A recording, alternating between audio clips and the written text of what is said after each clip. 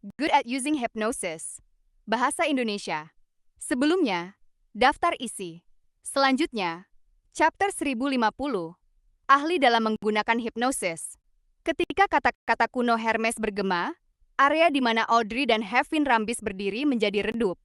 Seolah-olah seseorang telah lewat, menutup jendela yang paling dekat dengan mereka, lalu segera pergi. Begitu cahaya kembali, pulau yang dipenuhi badai pikiran menakutkan di dunia ilusi telah berubah dari milik Audrey menjadi milik Finn Rambis. Orang yang telah mengganggu tubuh, hati, dan pikiran pihak lain beralih dari Finn Rambis ke Audrey. Fate Siphon Charm. Ini dibuat menggunakan Worm of Time sebagai bahan. Dengan menggunakan kekuatan The Fool, jimat ini diciptakan. Ia dapat menyedot takdir selanjutnya dari target yang sesuai untuk periode waktu yang singkat. Menukar takdir yang sesuai dengan pengguna. Ini adalah biaya konsultasi yang diterima Audrey dari German Sparrow setelah dia mengobati keruntuhan mental Hazel. Dengan jimat yang sesuai, dia dapat mengalihkan masa depannya yang akan membuat pertahanan kesadarannya hancur dan kehilangan kendali atas pikirannya kepada Hevin Rambis. Dia kemudian menyedot badai pikiran darinya dan membuka pintu tubuh, hati, dan pikiran targetnya. Dia kemudian langsung mengubah dan menanam takdir kesadaran yang sesuai. Dalam sekejap, situasi berbalik. Audrey beralih dari tepi kehancuran menjadi mendapatkan keuntungan mutlak. Tentu saja, keuntungan ini hanya bisa bertahan dalam waktu yang singkat. Secara jujur, jika bukan karena dia membayangkan bagaimana dia bisa menyelamatkan dirinya dalam situasi putus asa, Audrey pasti tidak akan berpikir untuk menggunakan Fate Siphon Charm. Atau bisa dibilang, pada saat dia memikirkannya, sudah terlambat.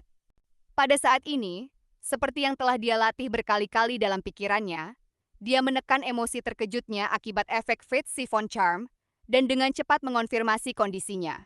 Dengan keuntungan yang dimilikinya saat ini, dia membuat hipnosis dan badai pikiran berputar bersama, segera membuka pintu Hevin Rambis ke tubuh, hati, dan pikirannya. Hevin Rambis seketika tertegun, seolah dia adalah orang biasa yang perhatiannya teralihkan kepada mata emas Audrey dan jatuh ke dalam hipnosinya. Ya, pada saat ini, sebagai demigod dari Spectator Pathway, dia telah dikendalikan oleh Audrey, yang hanya merupakan sequence 6. Dengan cara ini, bahkan jika efek Fate Siphon Charm berakhir, itu tidak akan mengubah perkembangan di dunia nyata. Namun, Audrey tahu bahwa dengan bantuan jimat magis tersebut, dia menggunakan kekuatan Hevin Rambis untuk membuka pintu tubuh, hati, dan pikiran miliknya dan mencapai kendali awal.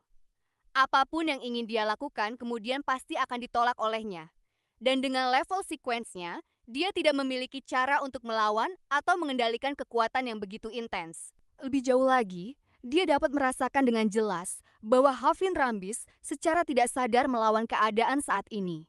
Di dunia nyata, sedikit sisik abu-abu mulai muncul di wajahnya. Dalam waktu singkat, dia akan mampu memaksakan diri untuk keluar dari keadaan kendali awal di atas pikirannya. Sebuah kesadaran melintas di benak Audrey.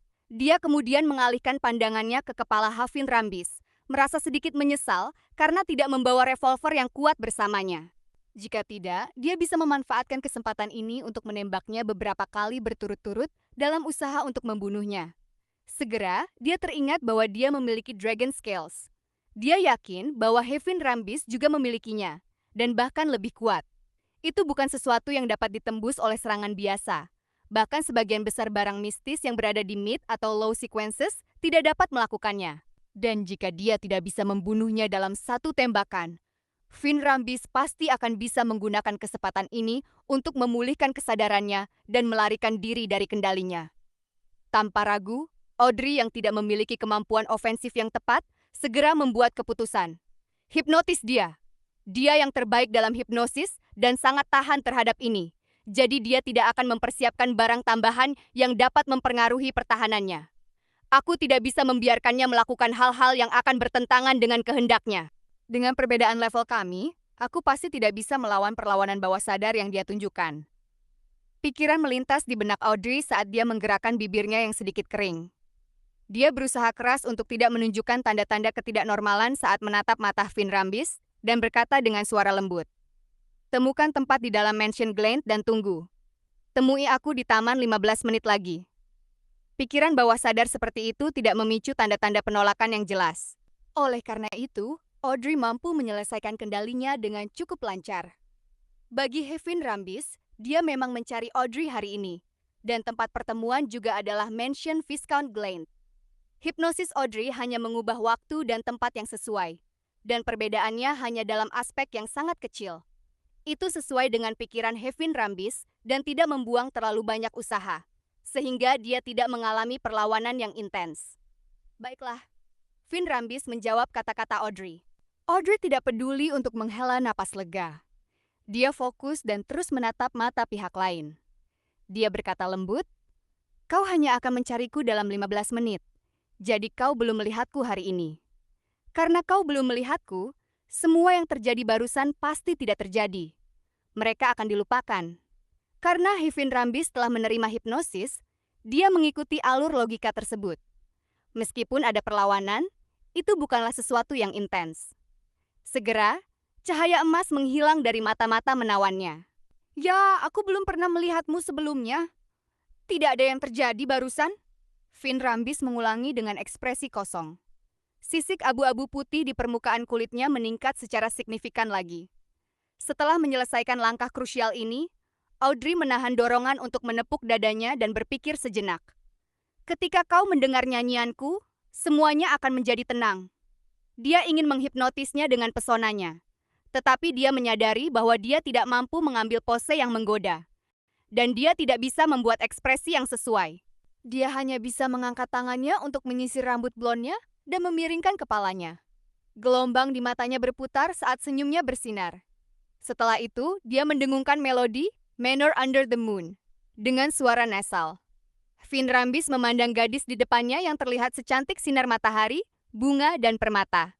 Mendengarkan suara etereal itu, pikirannya perlahan menjadi tenang, karena dia tidak lagi memiliki perlawanan. Melihat bahwa kendali awalnya hampir terlepas, Audrey tanpa ragu menunjuk ke sisi lain koridor. "Pergi ke sana, dan kau akan mendapatkan kembali kesadaranmu dan menghilangkan Dragon Scales ketika melihat kaca patri." Dia tahu dengan sangat baik bahwa di sisi lain koridor ada kaca patri putih yang indah. Perintah ini tidak menimbulkan bahaya, juga tidak melanggar kehendak Finn Rambis. Dia segera melangkah maju, berjalan menyusuri koridor, dan berbelok ke kanan. Hanya ketika punggungnya menghilang dari pandangannya, Audrey perlahan menghela napas, membiarkan rasa takut, alarm, dan kecemasan meluap ke dalam hatinya. Tubuhnya bergetar sedikit saat dia membuka mulutnya sedikit. Dia tidak bisa tidak mendesah dan menghembuskan napas. 10 detik kemudian, Audrey menggunakan plaket pada dirinya sendiri dan menenangkan dirinya. Kemudian, dia melirik jam dinding dan berdiri di sana. Mengangkat tangannya dan menempatkannya di depan mulut dan hidungnya. Melafalkan nama hormat, Mr. Full, dengan suara rendah. Dia berdoa untuk mendapatkan berkah malaikat lagi dan meminta keberadaan agung ini untuk memberitahu The World Garment Sparrow bahwa dia telah mengonfirmasi kapan Hefin Rambis akan tiba dan akan memanggilnya 2 menit lebih awal. Memungkinkan dia tiba pada saat yang tepat. Tidak perlu terburu-buru atau terlalu dekat untuk mencegah Finn Rambis menyadari adanya penyergapan. Selama proses ini, Audrey hanya menyebutkan secara singkat apa yang terjadi. Dia tidak menjelaskannya lebih lanjut untuk mencegah pemborosan waktu. Setelah itu, dia mengangkat tangannya dan menekan pipinya, sepenuhnya mengembalikan ekspresinya ke keadaan normal. Dia mulai menghipnotis dirinya sendiri, membiarkan dirinya menyanyikan melodi saat dia melihat Finn Rambis. Setelah melakukan semua ini, Audrey pergi ke aula utama dan pertama-tama menemukan anjing Golden Retriever, Suzy. Dia kemudian mengambil kalung Lee dan bros berlian alkohol Nemesis.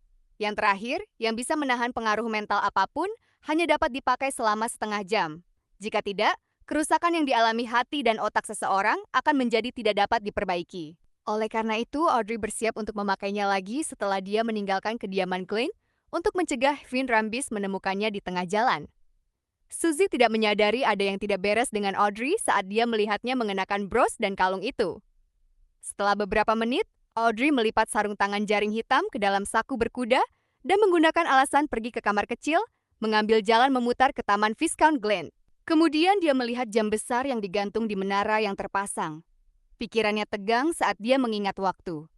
Baginya, dia takut Finn Rambis tidak akan datang. Tetapi dia juga khawatir jika dia datang lebih awal atau terlambat. Waktu berlalu perlahan, dan Audrey menggunakan plakete 2 kali untuk menenangkan dirinya. Ketika masih ada 2 menit dan 15 detik tersisa, dia melepas aksesori bulu di topinya dan menggerakkan pergelangan tangannya. Api merah scarlet menjulang, membakar bulu putih itu. Ini adalah kemampuan pengendalian api dari Lee. Saat api membakar, warnanya memudar. Dalam waktu 2 atau 3 detik, bulu yang merupakan produk dari kematian buatan itu berubah menjadi abu. Tidak ada yang terjadi di sekelilingnya. Melihat jam, Audrey mengeluarkan jimat yang terbuat dari timah dan melafalkan satu kata dalam bahasa kuno Hermes. Lightning. Jimat itu menyala, seolah banyak ular listrik kecil melilitnya. Itu adalah jimat yang memanggil Gehrman Sparrow. Ketika petir memudar, jimat itu sepenuhnya terurai dan meleleh ke dalam kekosongan. Namun, masih ada keheningan tanpa suara. Sio dan Force seharusnya telah menemukan katedral gereja Evernight dan mulai berdoa.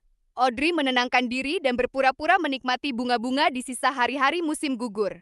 Dia tidak mengangkat kepalanya untuk melihat jam besar, menghitung waktu di dalam hatinya. 3, 2, 1. Dia perlahan mengangkat kepalanya dan melihat sekeliling, tetapi dia tidak melihat Finn Rambis. Dia menemukan sesuatu yang aneh dan menjauh dari tempat ini. Jantung Audrey berdegup kencang saat dia tidak bisa tidak memikirkan apa yang telah dia lewatkan. Pada saat itu, dia mendengar suara lembut. Apa yang kau cari? Pupil Audrey melebar. Dari sudut matanya, dia menyadari bahwa Finn Rambis yang berambut perak dan bermata biru telah muncul di sampingnya entah kapan. Dengan sedikit kecurigaan tersembunyi dalam suaranya. Setelah dia menghipnotis dirinya sendiri, dia tidak ragu sedikit pun. Dia mengikuti bawah sadarnya dan mulai mendengungkan Manor Under the Moon yang melodius. Di tengah suara eterial itu, Finn Rambis tenang dan mendengarkan dengan seksama. Tiba-tiba, dia menyadari bahwa jarak antara dia dan Audrey telah menjadi sangat jauh meskipun mereka tetap berada di tempat masing-masing. Malam yang gelap menyelimuti taman meskipun sudah sore. Sebuah bulan merah besar muncul di atas atap bangunan saat sosok berdiri di sana, mengenakan jas trench hitam dan topi setengah. Wajahnya terlihat kabur karena cahaya belakang. Sakuranovel.id